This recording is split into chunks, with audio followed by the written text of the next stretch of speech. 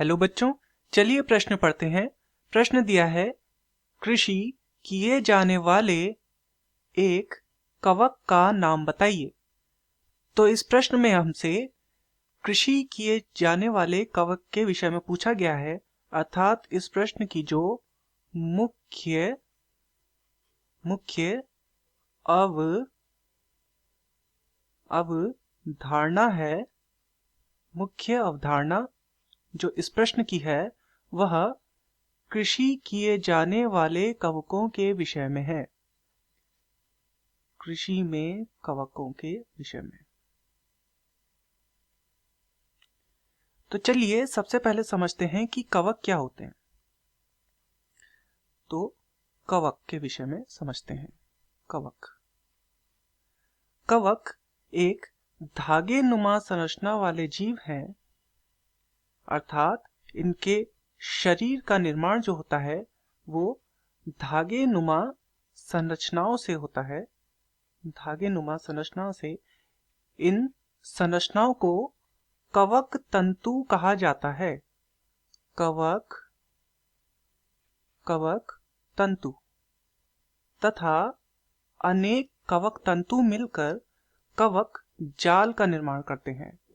कवक जाल, जिसे माइसीलियम भी कहा जाता है, कवक जाल का निर्माण करते हैं। ये मुख्यतः परजीवी जीव हैं, अर्थात जो पोषण के लिए अन्य जीवों पर निर्भर हैं, अर्थात ये अपना पोषण खुद से नहीं बना सकते। जैसे कि पौधे प्रकाश संश्लेषण द्वारा अपना भोजन बनाते हैं, ये परजीवी हैं, अर्थात ये अपना भोजन स्वयं नहीं बना सकते। चलिए देखते हैं कृषि में कौन से कवकों को उगाया जाता है। तो कृषि में जिस कवक को उगाया जाता है वह है एस्परजिलस।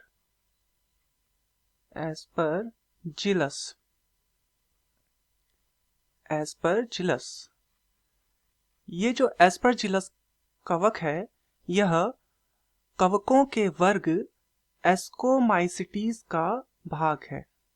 एस्कोमाइसिटीज तो कवकों का एक वर्ग है एस्कोमाइसिटीज, उसका भाग है एस्परजिलस, जिसे कृषि में उगाया जाता है। यह पोषक तत्व को बढ़ाता है, जो भूमि में पोषक तत्व है उन्हें बढ़ाता है। पोषक तत्व बढ़ाता है।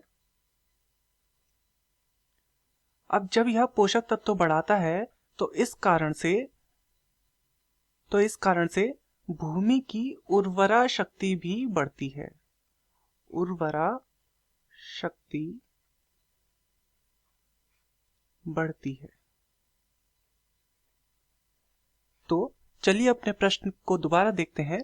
प्रश्न में पूछा गया था, कृषि किए जाने वाले एक कवक का नाम बताइए।